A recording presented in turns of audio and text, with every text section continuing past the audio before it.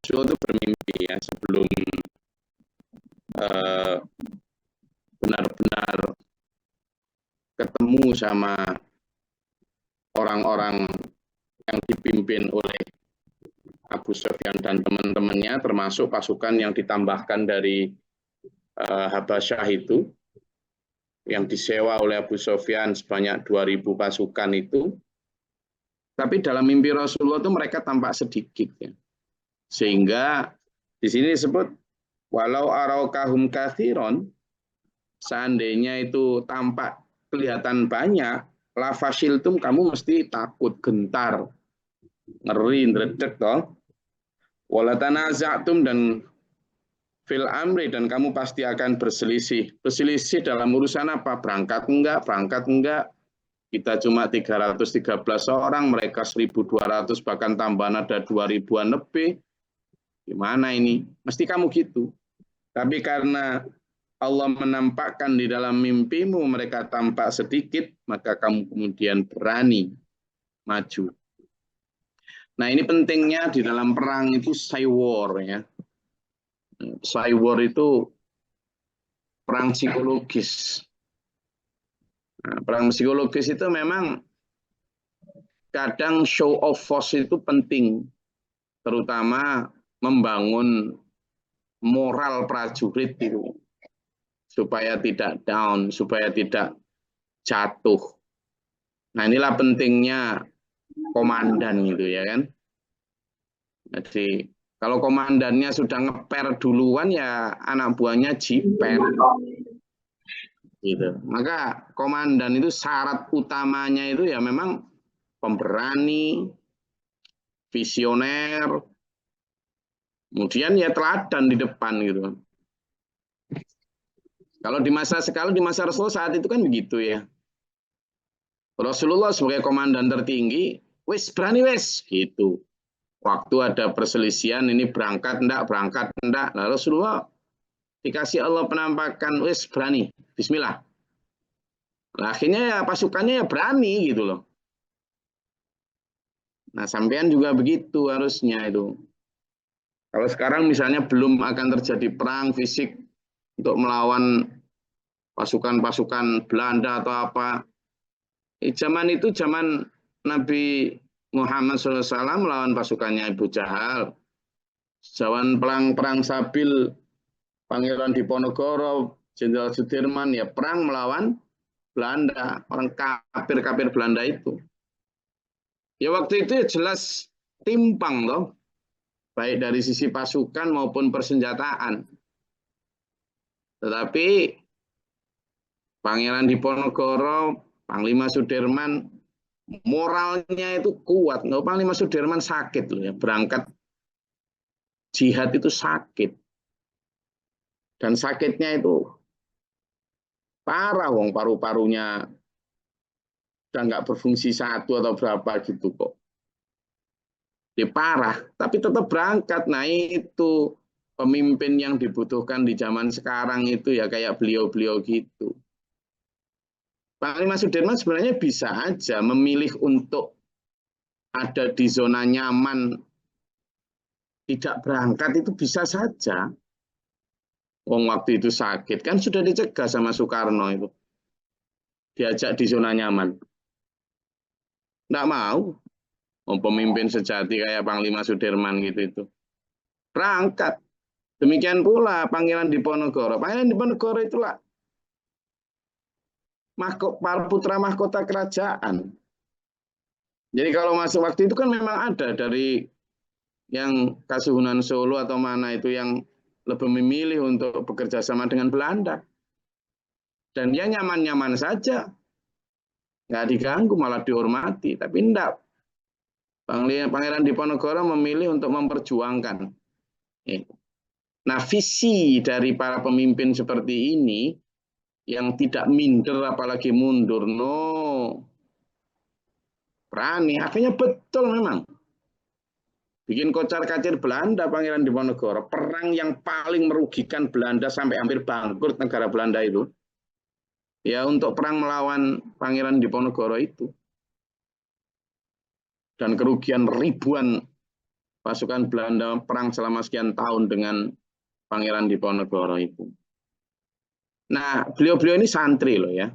Santri, beliau-beliau ini Muslim yang mengikuti teladan Rasulullah Muhammad SAW. Nah, kalau kita sekarang perangnya itu belum akan diberi perang seperti Pangeran Diponegoro dan Jenderal Sudirman, ya perang kita ini perang dalam arti jihad sosial, jihad pendidikan, jihad lingkungan hidup, termasuk jihad melawan hawa nafsu sendiri.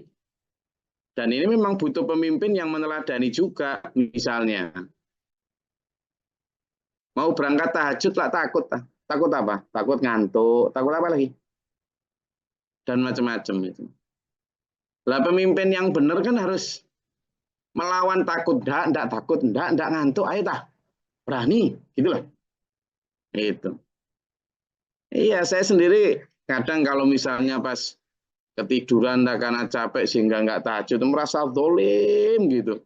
Lah kalau saya aja kelupaan tahajud lah, ini gimana jamaah saya? Gitu. Karena memang jamaah itu cerminan dari ya pemimpinnya. Gitu. Dan itu tadi dibuktikan dengan Rasulullah, dikuatkan mental moralnya oleh Allah dengan ditunjukkan jumlah pasukan kafir tampak sedikit. Yurikahumullahu fi manamika qalila. Ketika Allah menampakkan dalam mimpimu mereka itu tampak sedikit. Nah, kalau pemimpin sekarang juga begitu. Ayo bangun MI, ayo bangun masjid, ayo bangun asrama. Wah Gus, dari mana uangnya? Pestalah. Kan tampak. Sama kan karena tampak banyak. Uang 1M, 2M kan tampak banyak. Nah, pemimpin yang visioner itu enggak gitu. Itu banyak ya memang banyak loh jumlahnya. Siapa? Pasukannya si Abu Jahal memang banyak beneran. Tapi kan oleh Allah ditampakkan sedikit. Tapi aslinya banyak enggak? Banyak. Demikian pula sampean misalnya sekarang tak ajak untuk ayo mulai bangun MI lagi. Di mana? Di Tabanan. Ayo mulai bangun masjid lagi. Di mana? Di Serang, di Kalimantan, di Jember, di Lampung. Banyak nggak uang itu? Ya banyak, miliaran. Aslinya begitu. Tapi ayo minta kepada Allah ditampakkan dalam mimpi-mimpi cita-cita kita, itu kelihatan sedikit gitu loh. Sehingga berani. Jihad kita kan begitu sekarang. Tampak nanti tahajud itu ngantuk. Pestalah, enak kok. Tahajud itu ono kopi nih. Ada ketannya. Diiming-iming gitu loh. Tahajud itu ada apanya lagi? Ada bakso Joko Tingkirnya. Gitu. Ini di depan saya lagi ada pemilik bakso Joko Tingkir kalau ngaji. Jadi kita iming-iming begitu. Iya. Dan alhamdulillah saya dikarunia Allah sudah membuktikan itu berkali-kali bersama sampean semua ini. Bersama sampean ini. Iya, pembangunan gedung 5 lantai di tengah kota Denpasar itu waktu saya presentasikan sama dulur-dulur, insya Allah kita akan bangun ini. Oh, gedungnya kan tapak gitu. Dari mana Gus? Gitu. Waktu itu perkiraan habis 2 atau 3 M gitu. Belum tanahnya. Dari mana? Gitu. Memang dari mana? Oh, memang banyak waktu. 2000 berapa itu? 17, 18 ya kan? Banyak. Tapi bagaimana saya bilang, loh, uang 1M itu dimulai dari 100.000. Saman punya nggak 100.000? Punya. Ya saya. Saya bilang gitu. Dan pertolongan Allah itu dimulai dari sampean sendiri ikhtiarnya. Jadi uang banyak itu dimulai dari sedikit, pertolongan Allah dimulai dari ikhtiar sampean. Ayo bismillah, jangan ngomong minta pertolongan Allah tapi nggak ada. Ya walaupun saya mulai dengan jual tanah apa segala macam dibuat, enggak apa-apa. Alhamdulillah Allah kasih gitu. Jadi bagaimana kita memakai sudut pandang Allah untuk perjuangan ini.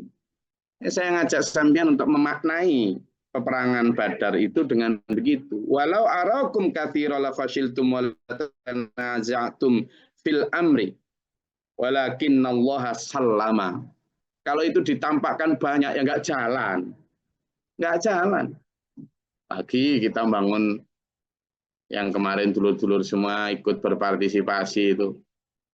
Lah kalau sampean misalnya punya uang 500.000, terus bayangkan gedung, boro-boro gedung, untuk kos saja nggak cukup dong.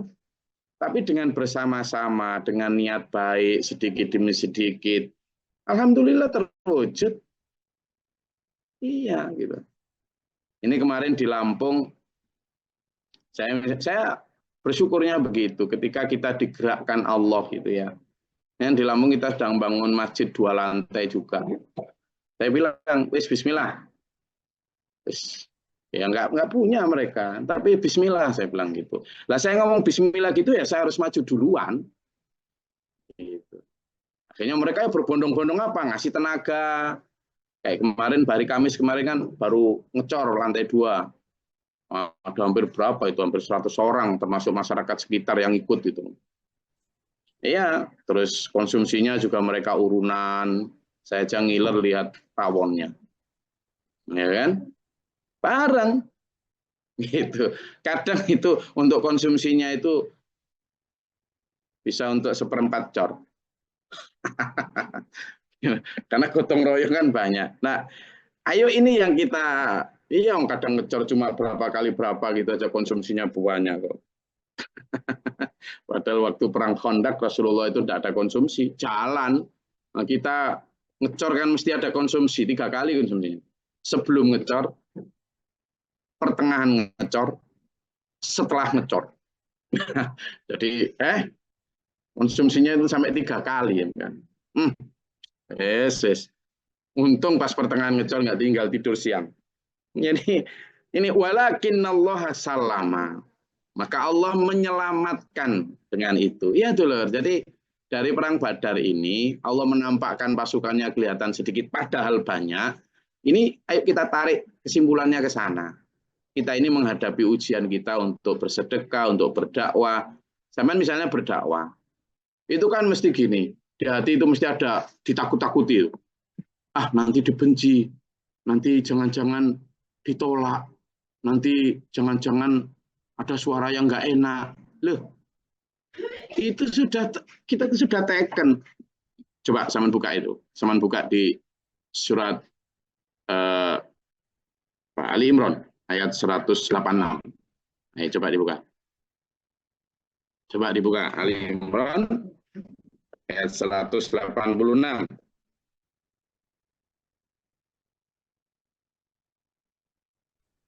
Izin guys tadi. A'udzubillahi minasyaitonirrajim. Bismillahirrahmanirrahim. Kamu pasti akan diuji dengan hartamu dan dirimu. Dan pasti kamu akan mendengar banyak hal yang sangat menyakitkan hati dari orang-orang yang diberi kitab sebelummu. Dan dari orang-orang musyrik. Jika kamu bersabar dan bertakwa, maka sesungguhnya yang demikian itu termasuk urusan yang patut diutamakan. Shadaqallahul adzim. Itu kan? Jadi sampean diuji dengan hartamu dulu diuji. Ketika harta tidak punya, sampean diuji apakah tetap bersyukur ataukah ngeluh. Wah, gak ada duit, cowah, padahal sehat. Padahal sehat itu. Nah, misalnya ginjali coplok ngono piye? Duit 1 miliar tapi seneng di sampean. Lah iya. Tapi kadang ketika ginjal kita sehat, paru-paru kita sehat, nggak punya uang 1 juta, ada kadang uang 1 juta, tapi kan yang dibutuhkan berapa? Yang diinginkan berapa? 10 DC. Ketika punya 10, yang diinginkan berapa? Nah, terus misalnya ini Mas Nopian ini, ada uang 1 juta lebih? Ada? Ada. Belum nikah? Belum. Cukup tak untuk nikah? KUA 500.000. Nah nikah. Karena apa? Yang diinginkan bukan itu. Diinginkan adalah modal untuk beli showroom. Nah, kan ya nggak jadi. Maka ujiannya di situ. Ujian ketika punya sebaliknya. Zaman ketika punya itu bersyukur lalu bersedekah seperti tujuan ketika minta didoakan Gus, doakan saya punya rezeki banyak, nanti saya akan sedekah banyak. Konsisten pada itu atau ketika sudah dikaji banyak terus itu sih ada kebutuhan. Ngono. Itu ujian. Loh, kan ngono. Loh, iya. Ujiannya ada di situ ketika harta. Lalu ujian dirimu yang tadi itu takut ini, takut ini kan minal khaufi, surat Al-Baqarah 155, surat Al-Baqarah 214 itu kan gitu. Wazul zilu, wanaksi minal amwal, wanaksi minal angfus, kekurangan harta, kekurangan teman dan sebagainya. Gitu loh. Itu. Jadi itu dulur. Maka sama di situ juga sudah sampaikan.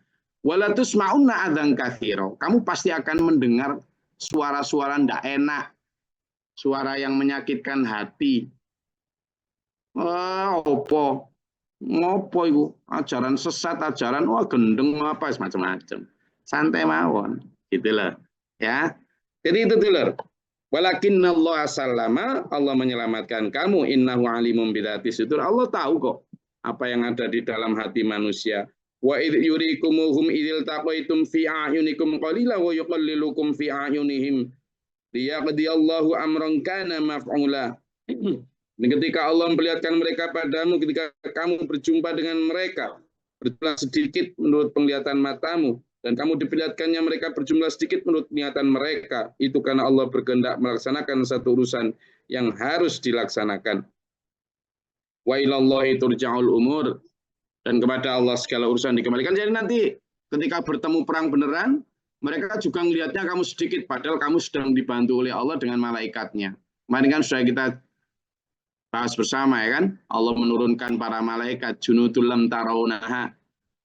Kamu melihat pasukan yang kamu tidak bisa melihat. Ketika kamu melempar, romaita sebenarnya bukan kamu yang melempar, tapi innallaha roma, Allah yang melempar, lihat para malaikatnya. Ya ayyuhalladzina amanu idza laqitum fi'atan fasbutu wa dzkurullaha katsiran la'allakum tuflihun. Jadi kalau kamu bertemu dengan musuh, jangan takut, maju, teguhkan hatimu. Dan dengan banyak ingat Allah. Banyak la'allakum tuflihun, supaya kamu beruntung. Jadi banyak ingat Allah. Jangan takut. Jangan takut ya. Ketika diajak berjihad, ketika diajak berdakwah, bersedekah, diajak tarbiyah kayak gini nih ngaji. Engko ngaji nanti gimana daganganku? Jangan takut. Jangan takut. Ing tangsurkum yang surkumullah wa yusabbit aqdamakum. Ketika kamu menolong agama Allah, Allah akan menolongmu. Gitu loh. Sudah, makanya iya ini loh saya tunjukkan ya. Kemarin ngecor ini di Lampung ini. Ya awalnya mereka juga dari mana bismillah gitu loh ya. Meskipun ya memang itu tadi harus kita mulai dengan diri kita supaya apa? Jamaah itu punya, nah ini, sorry. Waduh. Jamaah itu biar punya semangat. Nah ini dari kita, ini orang banyak ini termasuk dari masyarakat dan jamaah. Karena memang kita sosialisasinya benar, gitu ya. Ini foto-fotonya, alhamdulillah. Ya dimulai dari, nah semuanya yang perempuan juga ikut ngecor, ikut apa ini. Ini dari SPMA Bojonegoro juga ikut, itu sekian banyak itu. Nah, kan? Jadi bagaimana kita apa ya membesarkan hati kita dengan apa? Insya Allah ada kok lah. Kalau itu misalnya kita uangkan segitu banyak tenaga itu berapa sudah? Akhirnya dia bisa ikut. Oh, saya nggak punya harta tapi saya bisa tenaga. Terus saya nggak bisa tenaga ngecor tapi saya bisa masak, ya sudah bagian masak. Itulah. Jadi akhirnya apa yang tampak besar awalnya itu kalau digotong bersama-sama insya Allah gitu.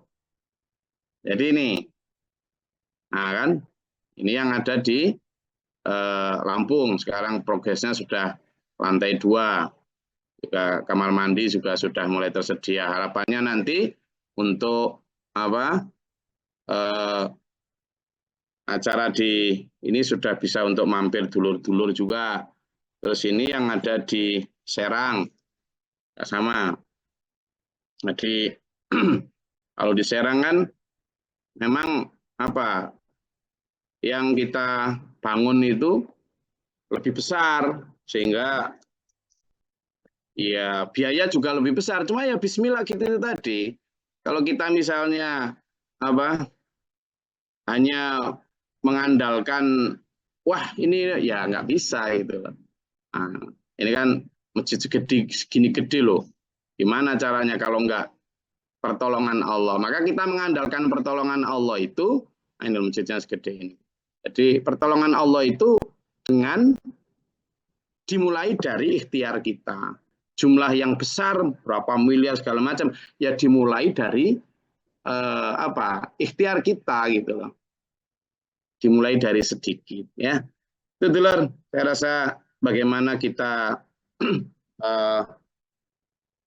membesarkan hati kita dalam perjuangan supaya apa? Supaya ya tetap maju, ada progres di dalam hidup ini. Supaya nggak minder, apalagi mundur hanya karena suara orang. Baik suara orang di luar maupun suara setan di hati kita. Singkirkan itu, jangan minder, jangan mundur. Bismillah. Gedung lantai berapapun kalau kita bersama-sama insya Allah. Tapi harus dimulai dari mimpinya para pemimpin dan kemudian kerelaan berkorbannya itu. Jadi ketika anak dan istri saya kok transfer Selbi. Ya memang enak transfer itu.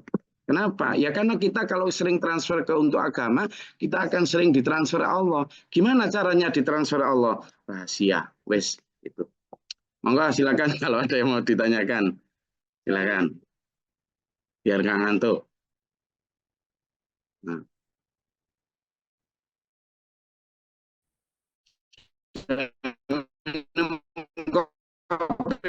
Ini ada yang mau disampaikan?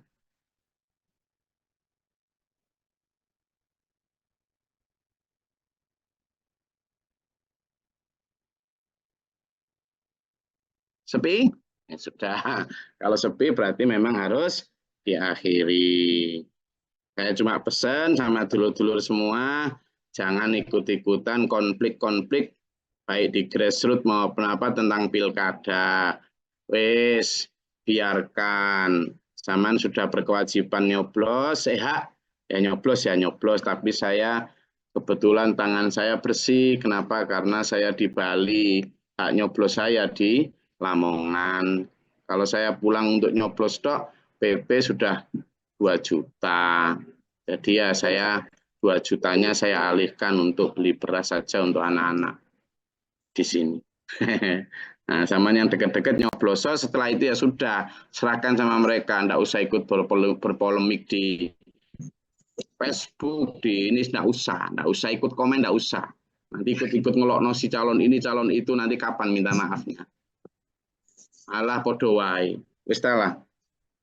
Sekarang partai apa? Partainya lah wis ndongakno supaya baik yang terpilih maupun yang tidak terpilih itu doakan biar dibimbing Allah bisa memberikan manfaat untuk agama ini. Wes, untuk sama tidak bisa merubah apapun, ya kan?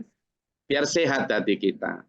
Wes olahraga hari ini, ya kan? Itulah. Hari ini olahraga, pusap yang banyak, Pak Budi, tolong diajak itu pusap biar nggak ngantuk. Nah, setelah pusap nanti makan, minum air putih yang banyak. Baksonya siang aja. Ya. Oke, saya rasa itu kajian kita. Kalau nggak ada yang ditanyakan, saya rasa cukup. Mudah-mudahan bermanfaat, berfaedah. Tetap semangat. Di sini hujan rintik-rintik menyambut kita kajian ini.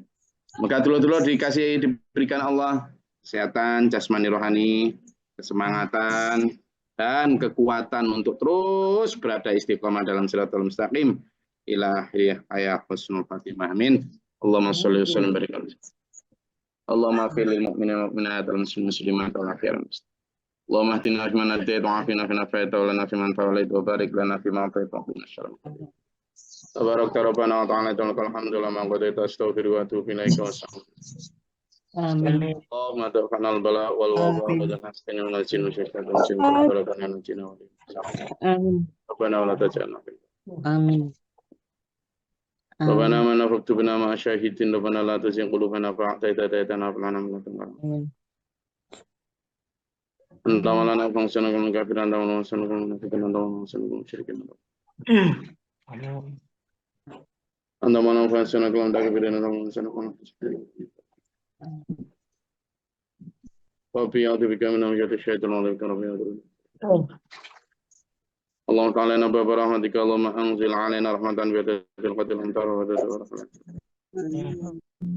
اللهم أفرغ لنا صبر وثبت إيماننا فانصرنا على القوم الكافرين اللهم فاطر السماوات والعالم الغيب والشهادة رب العالمين